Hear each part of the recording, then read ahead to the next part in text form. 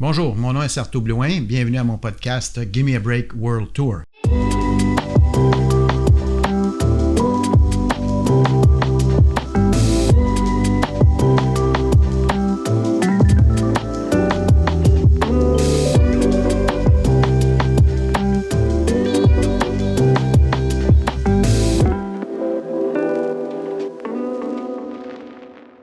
Aujourd'hui, j'ai comme invité Patrick Lagacé, comme dirait David Letterman.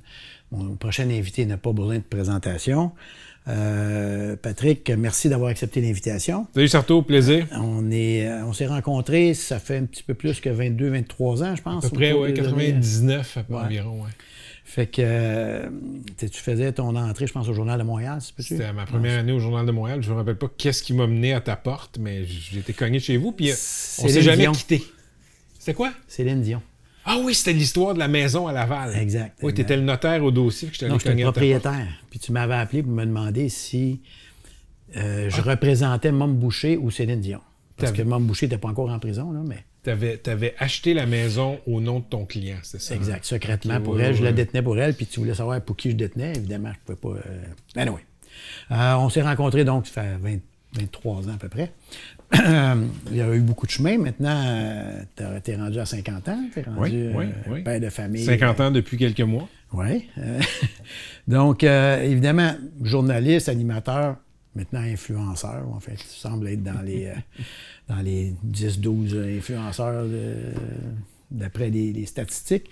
Boulimique d'infos, boulimique de boulot, toujours avec rigueur, avec beaucoup de travail. Donc, je me demandais si, parce qu'on est ici pour parler de voyage, si quand tu pars en voyage, tu as toujours la même rigueur de préparer rigoureusement, puis de ne pas avoir de surprise, puis de gérer, puis de t'assurer que tout tourne rondement.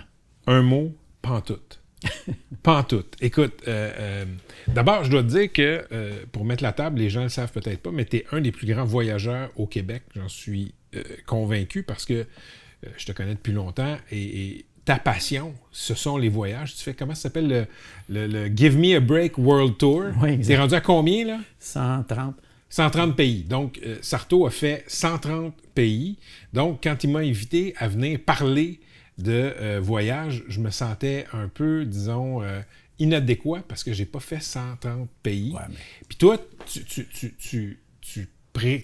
tu planifies ces voyages-là comme on planifie des expéditions d'aventure. C'est le cas. Il y a beaucoup de planification, effectivement, avant de partir. Ça fait, pour moi, ça fait partie du plaisir. Je prépare mon Give Me a Break World Tour 15, 16, 17, 18 d'avance, là, puis je ramasse des datas, puis je ramasse des documents, fais des piles, puis là, je me dis, cette région-là du monde, je peux aller passer une couple de semaines là, une couple de mois. Donc, c'est avec beaucoup d'humilité que je viens de parler de mes voyages qui sont pas mal plus modestes. Mais tu me demandais si je planifie. Non, je planifie pas tant que ça. Je vais planifier un peu l'itinéraire. Il faut louer une maison, mais t'es mieux de la louer 3 mois à l'avance que de la louer 3 jours à l'avance. Surtout quand, comme moi, tu peux voyager dans les périodes de haute saison. Tu comprends? Moi, je voyage à Noël rarement, l'été le plus souvent. Donc, non, j'aime pas ça être planifié. Sais-tu pourquoi? Parce que je suis toujours planifié.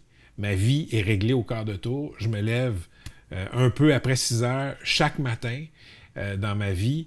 À 11h moins quart, j'arrive chez Cogeco et je dis bonjour à la réceptionniste. J'ouvre la porte, puis là, le meeting de production est à 12h30. Puis à 3h, je suis en onde. Et à chaque heure de chaque jour, je dis souvent la même affaire. 15h56, merci d'être là, on se retrouve après la pause. T'sais. Quand je suis en voyage, quand je suis en vacances, j'ai envie de rien de ça. Ça va jusqu'à... Ça me tente pas de savoir qu'est-ce qu'on va manger demain, on s'arrangera demain. Fait que le moins de planification tu peux te lever plus tard. Je peux me lever plus tard. Je me lève avec le soleil. Je me lève... si j'ai envie de me recoucher, je me recouche. Je fais tout ce que je peux pas faire d'habitude. Puis le dépaysement, ben aussi, c'est utile pour que je décroche.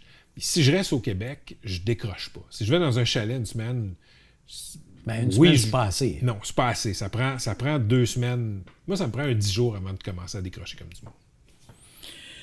Ton premier voyage, d'après la recherchiste, on est allé à Toronto en famille. Oui. J'ai reçu récemment Jean-Michel Dufault qui a écrit un livre sur 300 raisons d'aimer Toronto, dans le concept des livres 300 raisons d'aimer. Je n'ai pas été capable d'y faire admettre ou divulguer une raison de détester Toronto, à part peut-être les Raptors, les Blue Jays ou les Maple Leafs. Là. Mais est-ce que ton premier voyage à Toronto, tu avais quel âge? Écoute, c'est la petite enfance. Là. Ah, OK. Je veux te dire probablement autour de 77, 78, fait que j'ai 5-6 ans. C'est parce que du côté maternel de mon arbre généalogique, il y a beaucoup d'anglo. Le côté de ma mère, le petit côté francophone, c'est mon grand-père. Mais ma grand-mère, c'était une fille d'immigrante écossaise. Mon arrière-grand-mère débarquait du bateau d'Écosse. Je l'ai connue, d'ailleurs, tout petit. Fait qu'il y a une grande partie de l'arbre généalogique qui est en Ontario, qui est à Toronto. Donc, mon arrière-grand-mère était là-bas.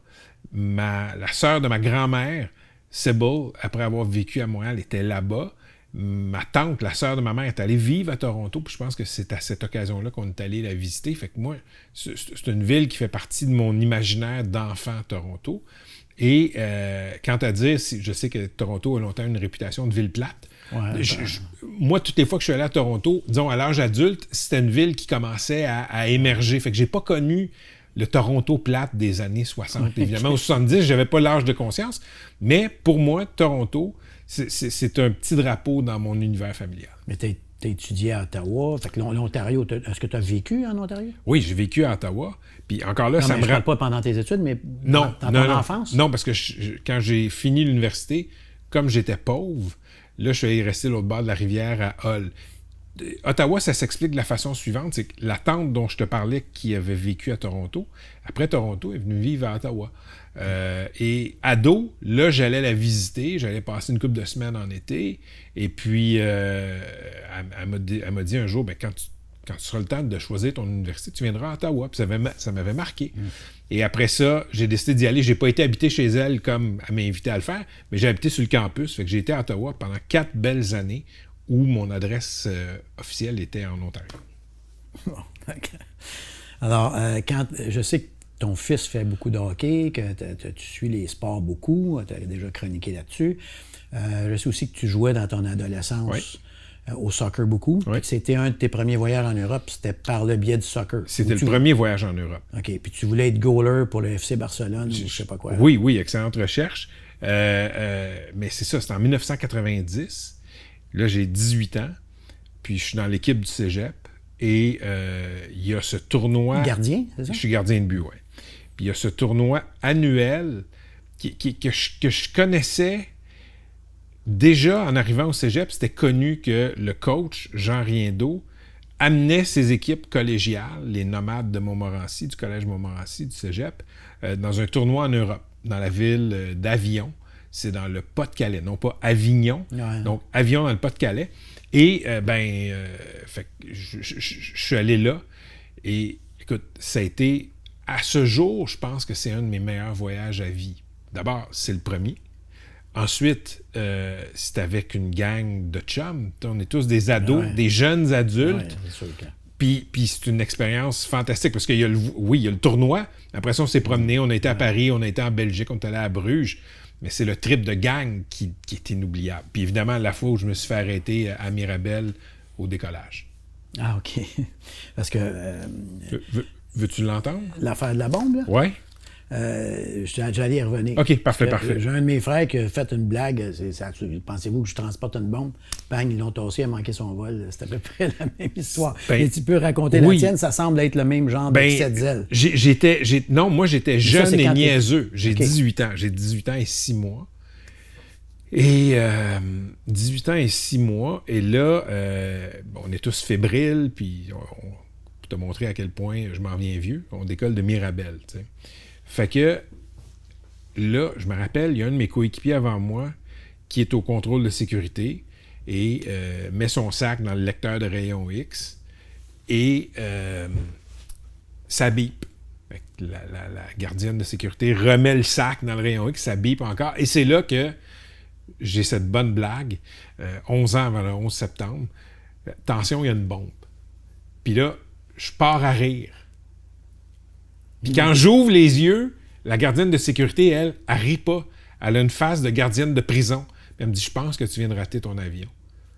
Et la GRC est venue m'appréhender. Puis ce qui a joué en ma faveur, c'est que clairement, j'étais jeune et con. Puis finalement, c'est un officiel de Nationaire qui avait la décision finale à prendre, à savoir si j'allais embarquer ou pas. Écoute, je pense que j'ai jamais eu peur comme ça, parce que ce voyage-là, je l'attendais depuis un an. Écoute, l'idée de rester à Montréal derrière, pour des raisons semblables, là, ça m'a terrorisé. Je suis rentré dans l'avion après tout le monde. Imagine-toi, tu aurais manqué les dentelières de Bruges, tu aurais manqué toute la région. J'aurais manqué le tournoi qu'on a gagné, dans lequel j'ai pas joué, par contre. Mais j'aurais manqué ce trip de gang-là, mon premier voyage en Europe. Est-ce que maintenant, quand tu voyages, tu aiguilles des rendez-vous sportifs, c'est-à-dire est-ce que tu vas voir une game de baseball, une game de football, une game de basketball, ou ça, c'est pas vraiment... Oui, j'ai fait ça souvent aux États-Unis avec mon fils. Donc, des parties de baseball, des parties de hockey. On est allé voir les Canadiens jouer à L.A. On est allé voir une coupe de games de baseball. Puis le baseball, c'est le fun, c'est culturel. T'sais. Si on était dans un pays où il y a du cricket, on irait voir du cricket puis on trouverait ça donc intéressant. Mais le baseball, j'ai le même regard là-dessus quand tu y vas, le rituel du baseball. Fait que, oui, un petit peu de sport. J'ai jamais compris qu'à la 7e manche, ils disent « Bring me to the game ». Oui. Alors qu'on est déjà là, quand ils chantent ça. En effet, puis au Fenway Park à Boston, ils chantent « Sweet Caroline » de Neil Diamond. Un jour, j'avais besoin de tes services et que tu m'as gentiment relayé l'information de NOAA, qui est une fixer, ça, pour les spectateurs. Les fixers, c'est des gens qui organisent ou qui s'assurent de notre sécurité. Ce sont des guides. Des guides entremetteurs, mais comme NOAA parle arabe et hébreu, puis ils connaissent un peu les gens sur le terrain, donc c'est des facilitateurs aussi, là, guides facilitateurs. Quand tu es allé en Palestine. Oui, exact. Ça a été super bien, très instructif. Ces gens-là, ils connaissent leur histoire. On peut leur poser n'importe quelle question. Il n'y a pas de tabou. Donc, c'est fort agréable. Mais ma question, c'est est-ce que c'est plus facile ou si c'est plus difficile de voyager quand sur ton visa ou ta demande de visa ou ton passeport, c'est écrit journaliste? Est-ce que ça ouvre ou ça ferme des portes ou ça pose des questions? Mais moi, sur mon passeport, il faudrait que je vérifie, mais je pense pas que c'était écrit. Non, c'est pas écrit la profession, mais quand tu fais des demandes de visa. Écoute, j'ai eu très peu de demandes de visa à faire moi-même. Parce que là où j'ai eu besoin d'un visa, c'était par exemple quand je voyageais en télé, puis là, l'équipe le faisait.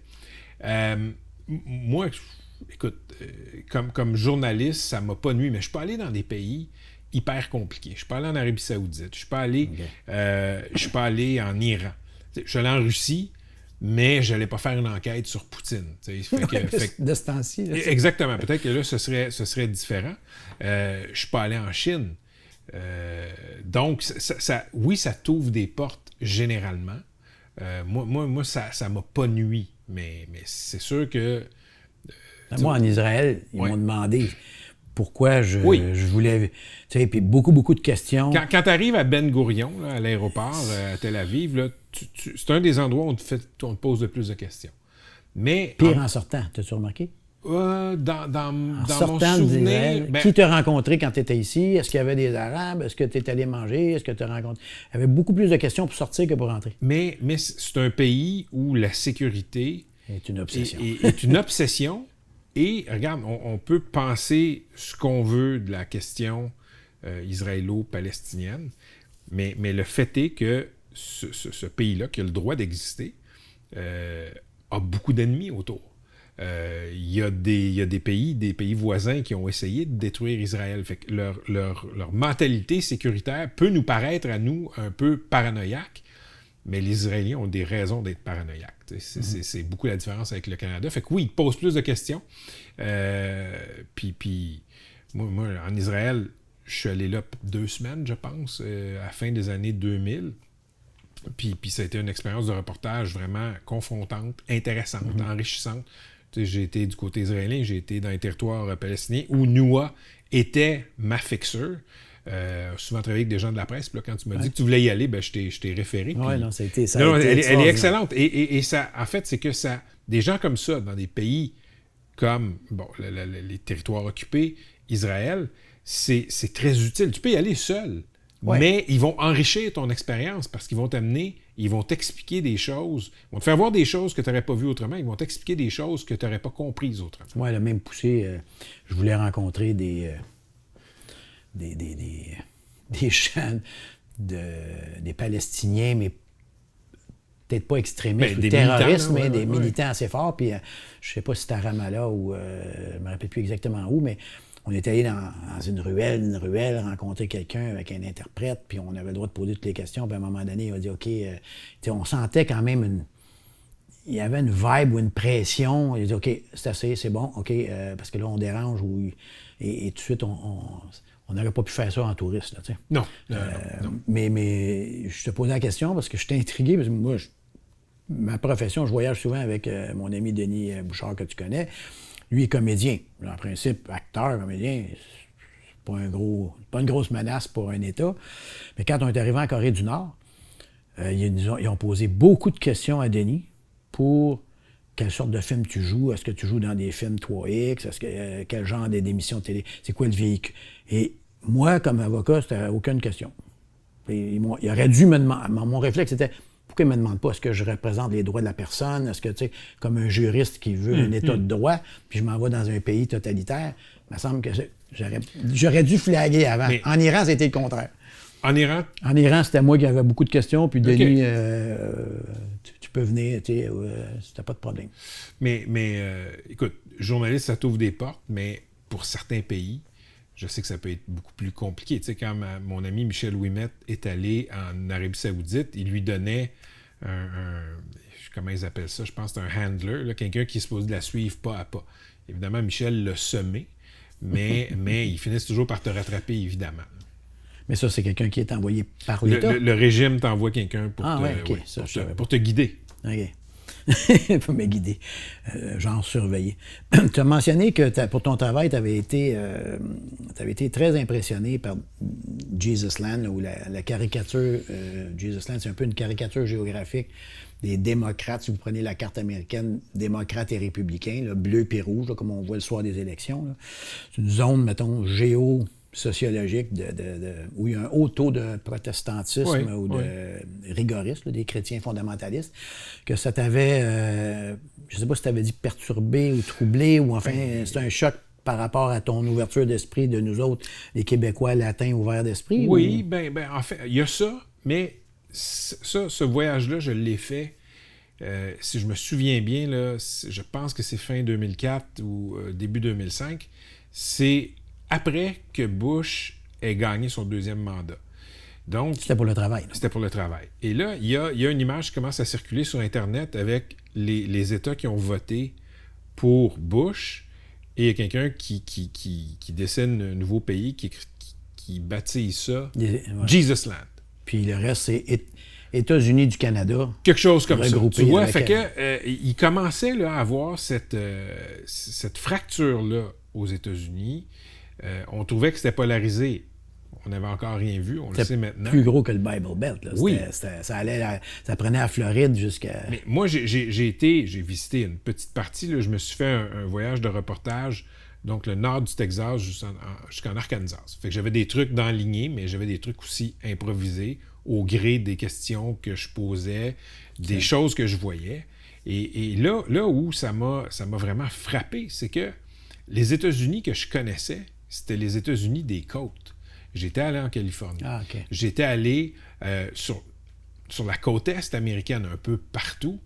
Et là, soudainement, t'es dans le Heartland. T'es dans une autre Amérique qui est beaucoup plus conservatrice, qui est beaucoup plus, tu l'as dit, fondamentaliste. Donc, c'est sûr qu'il y a une confrontation de tes valeurs, une fascination aussi, parce que ce sont des sociétés extrêmement croyantes, extrêmement conservatrices, comme on ne l'imagine pas ici. Fait que, et ça a été, dans le fond, un échantillon, ce que j'ai vécu là, dans ce reportage-là, de ce qui s'en venait, de ce qu'on voit là présentement. Du rejet de tout ce qui est progrès, libéralisme. Ce que la Cour suprême est en train de redessiner. Exactement. Donc, si tu vois comment il y a deux pays dans ce pays-là qui se parlent de moins en moins, on trouvait déjà que c'était polarisé à l'époque. Là, on a vu à quel point c'est devenu encore plus polarisé. Qu'est-ce qui te surprend ou qu'est-ce qui te choque ou qu'est-ce qui te déçoit dans ce genre de deuxième Amérique-là? Bien, regarde. Outre le fait que c'est pas nos valeurs là, de la côte est ou de la côte ouest, là. Là où ça me choque, c'est que moi, je suis non-croyant, non-pratiquant. Je respecte les gens qui sont croyants. Là où j'ai un bug, c'est quand les croyants essaient de pirater les leviers des États pour imposer leur vue. Et aux États-Unis, c'est ce qui se passe. C'est ce qui se passe. Je veux dire, quand tu regardes la mouvance du Parti républicain, la mouvance de ce qu'on commence à appeler le nationalisme chrétien, qui a été instrumentalisé au profit du Parti républicain. Puis qui est rendu à la Maison-Blanche, qui est rendu à la Cour suprême, qui est rendu... mais ce qu'on voit, au Sénat, c'est des cousinages avec l'Iran, par exemple. Je veux dire, en Iran, tu as un pouvoir théocratique, mais aux États-Unis, tu as un pouvoir de plus en plus théocratique. Et dans le voyage dont je te parle, écoute, je vais te raconter une anecdote, là. Ça, je ne l'avais pas planifié, mais il y a un juge de l'Alabama, Roy Moore, qui s'était rendu célèbre sur la scène nationale parce qu'il avait voulu installer dans la Cour suprême de l'Alabama, si je ne me trompe pas, ou la législature, là, OK, 2 blocs de granit immenses avec les 10 commandements.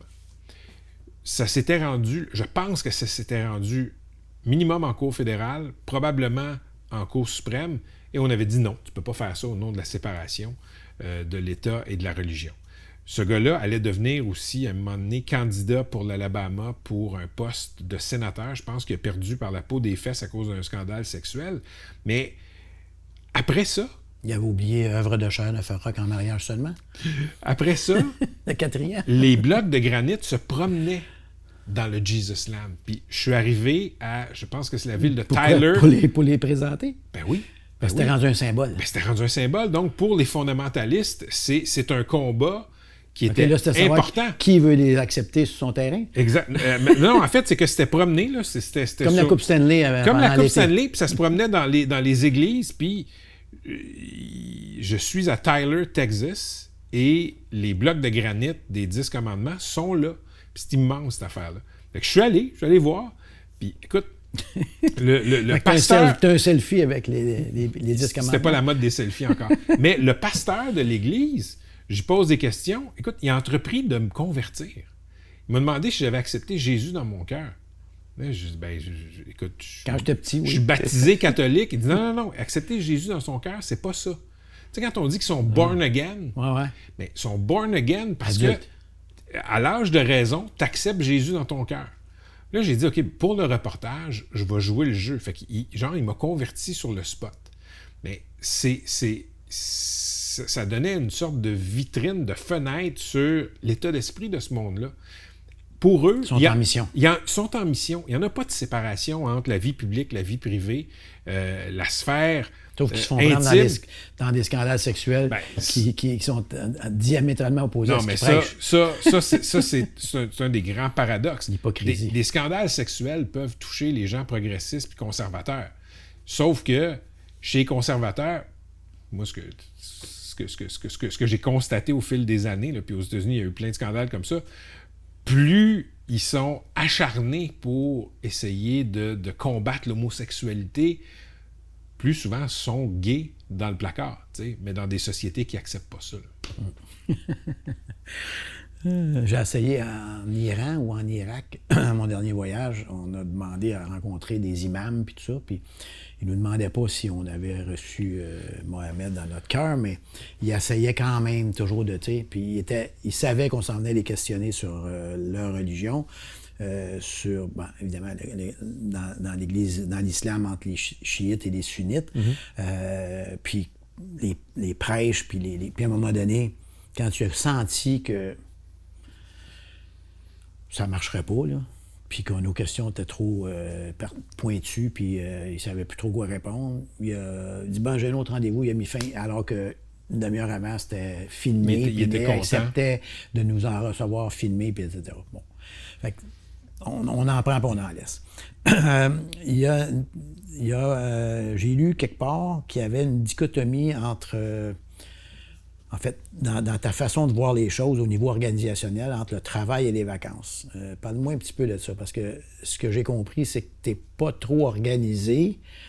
Et j'ai pas trop compris si c'était que tu n'étais pas trop organisé quand tu es en vacances personnelles ou si tu n'es pas trop organisé quand tu es en reportage parce que quelqu'un d'autre l'organise, la production. Et quand tu arrives sur le terrain, c'est déjà organisé. Puis quand c'est tes propres voyages, tu les organises pas ou tu les organises un peu? Je vais te parler de Parle-moi de ton organisation, ta façon de voyager, en fait. Je vais te parler de la Grèce en 2011. OK? La Grèce en 2011.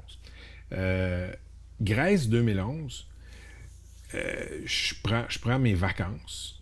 Je prends 2 semaines au printemps. Puis je me dis, je vais où? Okay, je vais Tout le monde parle de la Grèce, allons-y. En Grèce. Fait que c'est au début du mois de mai, si je me souviens bien. Puis je pars en Grèce. Mais je prépare rien. Tout ce que j'ai, c'est un billet d'avion pour Athènes. Moi, j'ai pas 21 ans, puis je voyage pas en pack-sac, avec pas de billet de retour. Tu comprends? Mais j'ai abordé ce voyage-là comme un voyage de reportage. Moi, j'ai été habitué... Mais tu étais en vacances. Oui, j'étais en vacances, mais j'ai été habitué quand j'étais journaliste là, pendant une période d'à peu près 10 ans, là, de me faire appeler par mon boss le matin et me dire « Tu t'en vas à telle place ». Là, je peux plus faire ça parce que j'ai des engagements à radio quotidiens. Là. Mais quand j'étais reporter au Journal de Montréal, quand j'étais columniste, quand je commençais à la presse, j'ai été envoyé à des endroits là, à quelques heures d'avis. Et là, ce voyage-là, je m'en vais en Grèce. Écoute, j'arrive, puis d'abord, il fait fret. C'est pas l'été. Au mois de mai, c'est au mois pas si pire. Oui, je comprends, là, mais c'est le mois de mai. La Méditerranée, c'est pas réchauffé. Là. Non. Tu vas pas aller te baigner dans la Méditerranée. Non, okay. Il n'y a pas un chat. Et là, écoute, je devais rester 2 semaines. Je suis revenu après 1 semaine. Parce que je m'emmerdais. Non, regarde, je suis pas un bon voyageur. Okay? Là, je suis revenu, puis j'étais comme un peu troublé par le fait que je m'étais emmerdé. J'avais mal planifié ça, puis tout. Puis, ma meilleure amie m'a dit, oui, mais, elle dit, écoute, elle dit, ce voyage-là, c'est la première fois depuis 10 ans que c'est pas un voyage que moi j'ai organisé ou que ta blonde a organisé, ton ex-blonde. Là, j'ai fait le décompte des voyages que j'avais fait dans la dernière décennie, puis j'ai fait ben oui, c'est vrai. C'est ton premier... Tous ces voyages-là, c'était filet. soit ma chum Manon ou soit la mère de mon petit, Marie-Noël, avec qui j'ai été longtemps, qui les organisait. Et là, pour la première fois, j'étais seul. Écoute, j'ai organisé ça comme un cabochon. Fait que je suis revenu avant parce que je m'emmerdais. Et puis, pourtant, j'ai la pas Grèce. une fois... Oui, je sais, mais T'as voyager fait, tout seul... Athènes, Mykonos, c'est ça? Je pense que j'allais à Mykonos, une des îles. Puis, je m'ennuyais, tout simplement. Fait que je suis revenu. Là, j'ai réalisé, je suis pas fait pour voyager tout seul tant que ça. Voyager tout seul dans une grande ville, j'ai fait Paris tout seul, aucun problème. Mais un road trip pas planifié, non. Fait que c'est là que j'ai fait comme, OK, je l'ai abordé, cette affaire-là, comme un voyage de reportage. Je me débrouillerai. Anecdote, là, j'attends mes bagages à Athènes, puis je croise une Québécoise avec sa fille, que j'avais vue à Charles de Gaulle, on avait jasé. Puis là, elle dit, où tu t'en vas? Je donne le nom de l'île. Je pense que c'était Mykonos. Elle dit, nous autres aussi, t'es sur quel vol?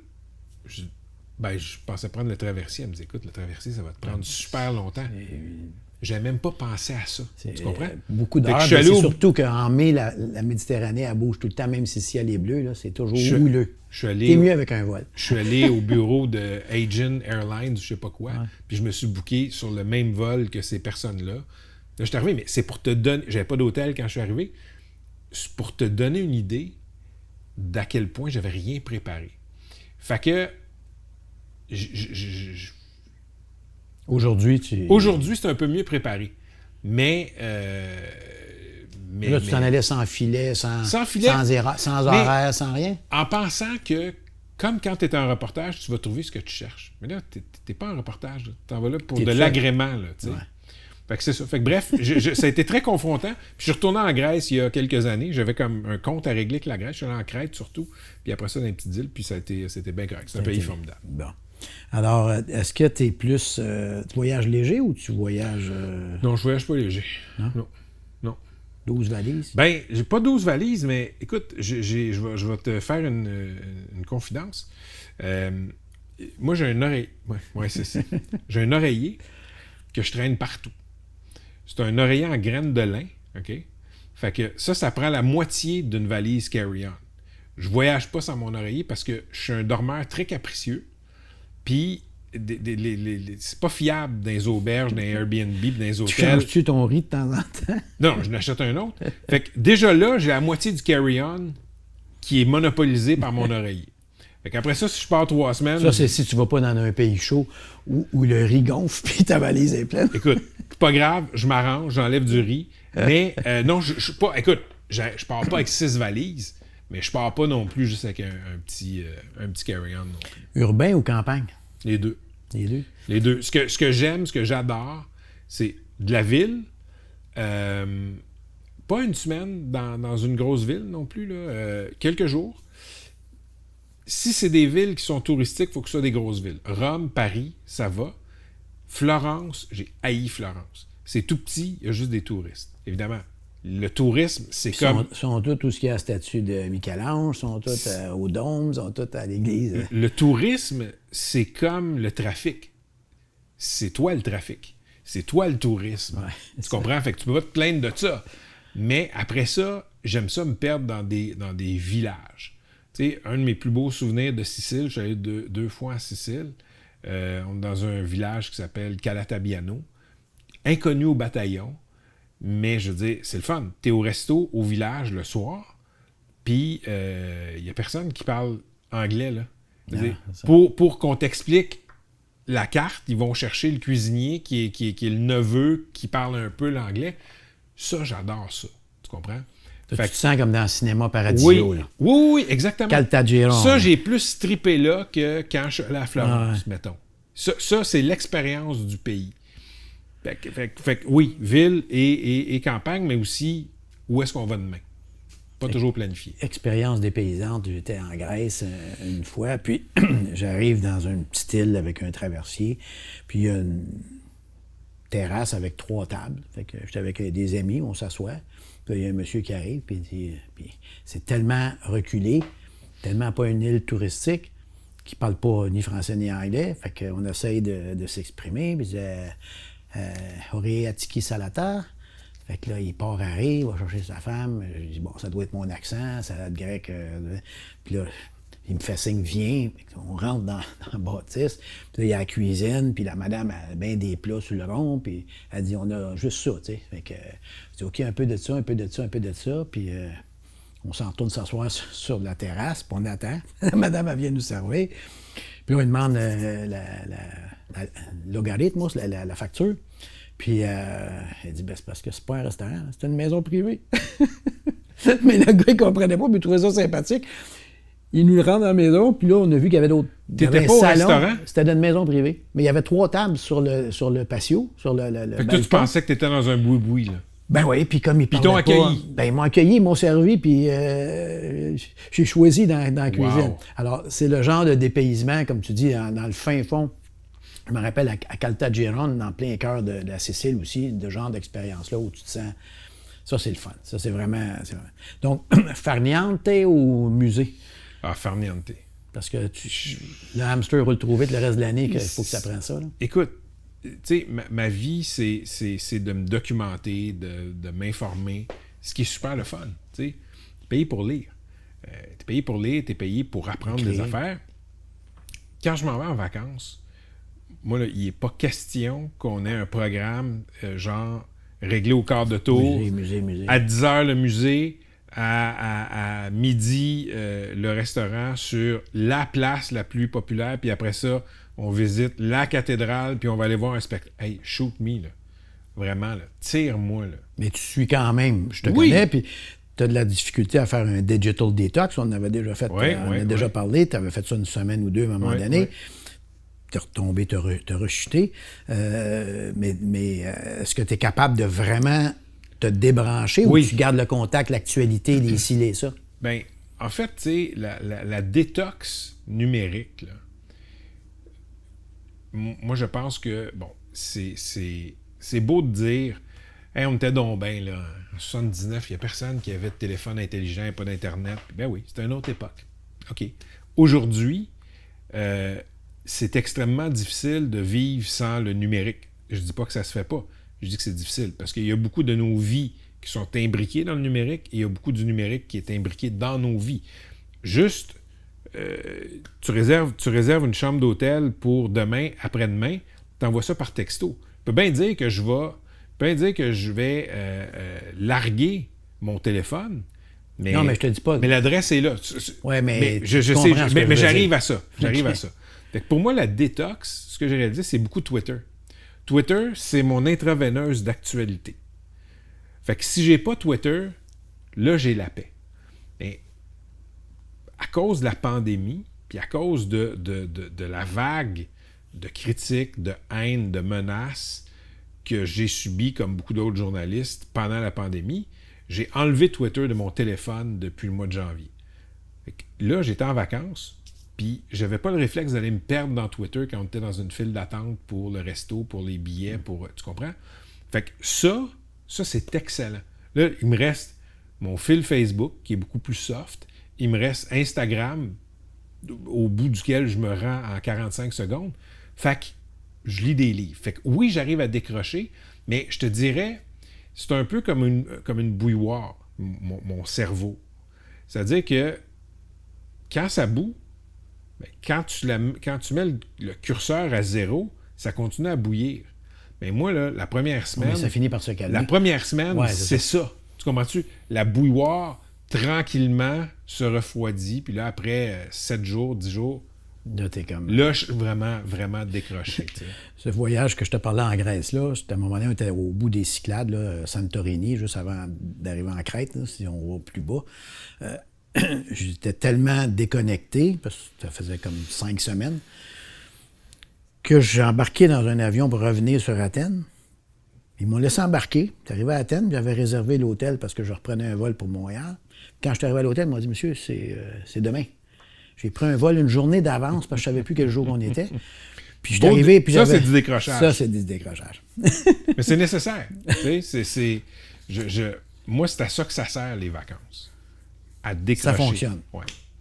Rapidement, l'Italie, 3 fois, tu es allé, je pense? Oui, 2014, 2016, 2019. Tu dis que des fois, tu voyages avec des amis, des amoureux, des enfants? Blonde, amis, etc.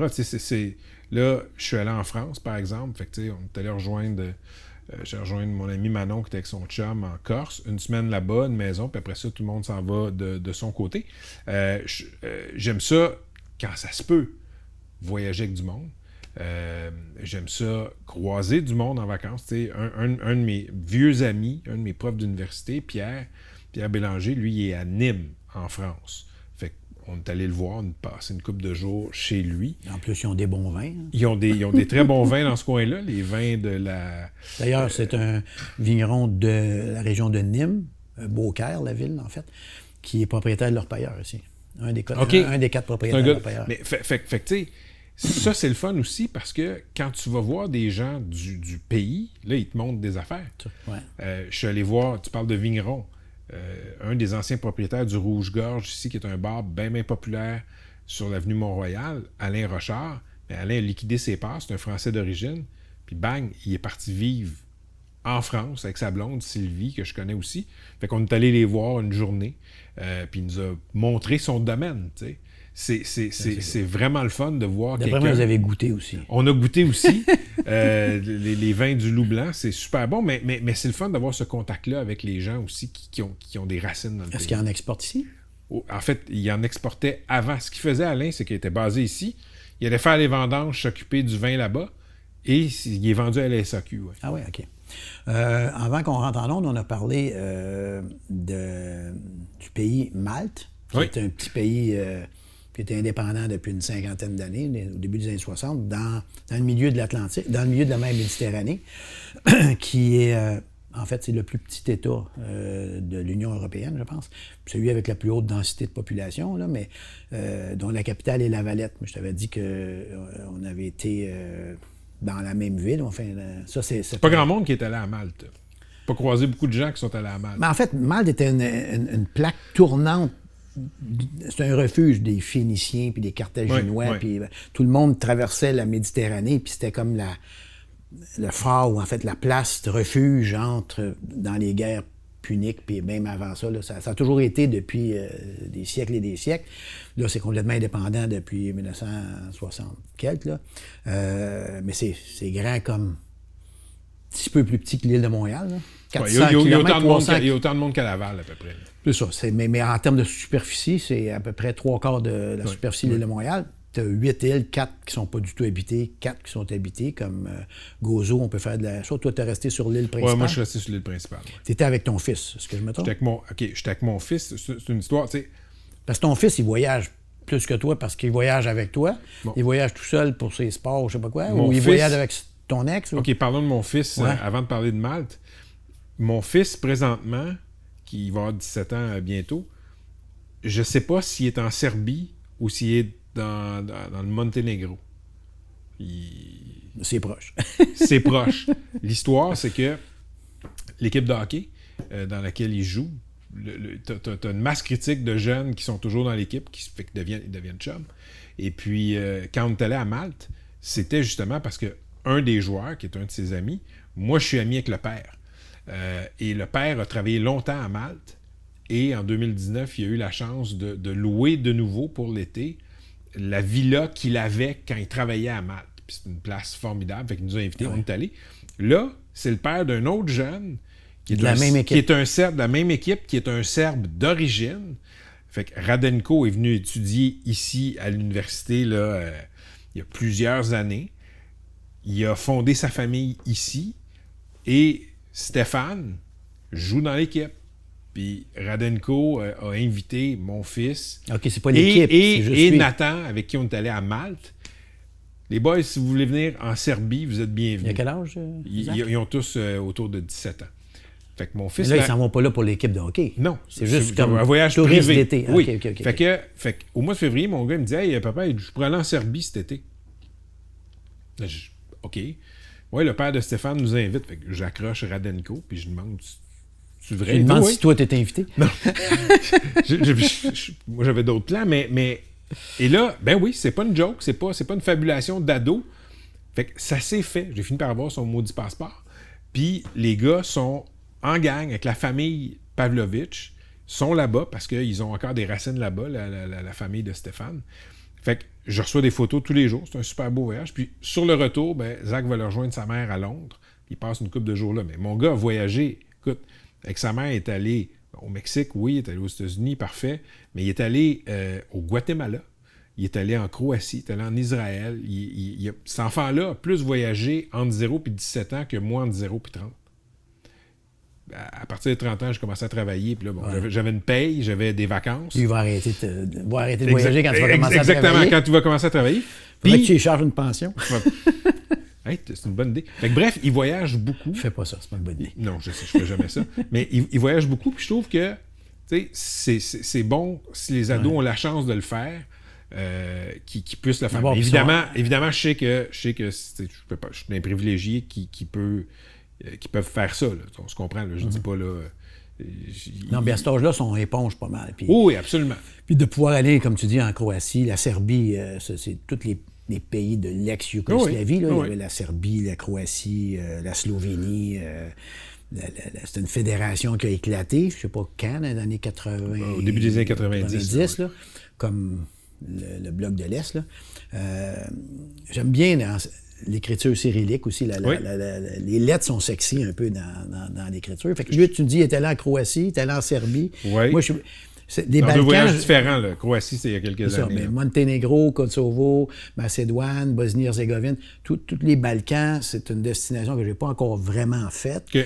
Je suis allé de façon extrêmement sommaire, genre par affaire, j'arrive en Serbie, je signe un contrat, puis une couple de jours, puis je reviens. Fait que ça, c'est une de mes prochaines destinations. Fait que je suis très content de voir qu'il y a des jeunes qui vont ailleurs que dans des places standards ou en fait qui ont l'opportunité à cause du multiculturalisme peut-être de Montréal puis du fait qu'il y a des gens dans son équipe de hockey qui viennent de Malte ou du Monténégro. Là. Ça fait que, mais toi, tu ne l'accompagnes pas dans ces affaires-là. Il s'en va avec ses amis, dans la famille. Malte, je suis allé avec lui. Puis de Malte, c'est là que j'ai mis dans l'avion pour, je pense que ça en allait en Israël, rejoindre sa mère. Mais c'est ça, il a fait quelques voyages seul. Puis là c'était ça. C'était pour le voyage en Serbie. Quand j'étais en France, je suis allé le rejoindre à Marseille parce qu'il débarquait à Marseille pour aller chez Nathan puis Gérard et Céline quelques jours. Puis après ça, Nathan et Zach de Marseille, Paris, Belgrade. Okay. Mais c'était leur premier voyage tout seul avec une connexion. Avant ça, Zach, plus petit, avait fait un voyage direct en Israël. Puis là, c'est un voyage, je veux dire... Mais là, il y a un adulte qui les accompagne. Il y a un adulte qui les accompagne. Là, les boys sont tout seuls. Ah ouais? Ben, tu sais, je sais que c'est pas de la neuroscience, là, mais quand même, tu as 16 ans, puis tu vas naviguer tout seul dans les douanes, le transfert. Cool. J'étais admiratif. Moi, je faisais un vol qui arrêtait à Zurich avec un gars qui me parlait calmement. Mon allemand commençait à être un peu loin. Puis j'allais à Belgrade après. Puis quand je suis arrivé à Belgrade, le chauffeur, en fait, c'était quelqu'un de très haut placé dans le gouvernement, m'a envoyé un chauffeur avec une limousine blindée, puis il me donne une liasse de dollars de Yougoslavie qui valent 50 milliards, mais qui valent 5 cents. Là. Et puis, il me donne ça, puis il me dit, bon, ben, ça va être demain matin à 9h. Fait que ce soir, si vous voulez aller en ville, fait que je pars avec la liasse des 1000, des 500, en tout cas, je n'avais pas mal. Puis, je prends un taxi pour aller dans le vieux pour manger. Puis, le gars, il me dit, je dis, combien ça coûte? Puis là, il me dit, je donne la pile de dollars, puis il prend comme un 2, là, tu sais, ou un 5. Et là, je réalise la valeur relative que j'ai donné comme 5000$ le gars, pour je m'amuse pour la soirée. Fait que là, je dis, c'est beau, je vais revenir avec un autre taxi. Puis le gars, il m'a attendu, puis il me voyait marcher dans le vieux, puis je le voyais, c'est un building, c'est un autre building. Il me faisait signe. Je disais, non, je sais pas quand est-ce que je vais rentrer. Puis il est venu me redonner, puis là, il me donne un 5, je lui donne comme un 20 pour boire, puis j'avais un gros bundle. C'est le fun d'aller dans des pays qui sont plus des paysans où on maîtrise pas du tout la langue. Oui, absolument. Avec ça, puis pour des jeunes qui sont éponges un peu comme ça, ça va leur donner d'indélébiles souvenirs. Alors là-dessus, ta prochaine destination travail, ta prochaine destination plaisir, c'est quoi? Hey, là, je reviens de France, puis ça faisait... donc, depuis la pandémie, je n'avais pas voyagé pour le plaisir depuis l'été 2019. L'été passé, 2021, j'étais allé à Trinité et Tobago pour le travail, pour la série documentaire La Traque. Mais ça, c'est un court voyage, là, genre 5 jours. Et puis, prochain voyage, je ne sais pas. Bon. On devait faire, à un moment donné, on avait jasé, toi et moi, de faire, tu voulais faire, j'avais demandé où tu voulais aller, tu me dis, j'aimerais ça aller faire le désert de l'Atacama. Oui, ça c'était au Chili, hein? Au Pérou. En fait, il y avait un observatoire qui, je pense, est dans le Chili. Ça, c'est le désert de sel, hein? Oui, toute la région, là, du nord du Chili, puis qui chevauche la Bolivie, si je ne me trompe pas. Puis j'avais dit, on pourrait le faire en moto, on pourrait le faire puis on voulait organiser ça. Alors, je profite de ma tribune pour te dire que je suis encore ouvert, parce que je n'ai pas fait ce petit coin-là du Chili, fait le milieu, le bas, l'île de Pâques, tout ça. Mais donc, si jamais tu cherches une destination pendant ton été, puis que tu as une semaine, 10 jours, 2 semaines, whatever, on fera ça. Tu pourras me relancer. J'ai déjà un dossier de prêt pour nous autres. D'accord. Alors, merci beaucoup, Patrick, d'avoir accepté mon invitation. C'est super agréable, super gentil de ta part. Donc, je vous remercie beaucoup, tout le monde, d'avoir écouté. Et on se revoit pour une prochaine web diffusion très bientôt. Merci. Bonne journée.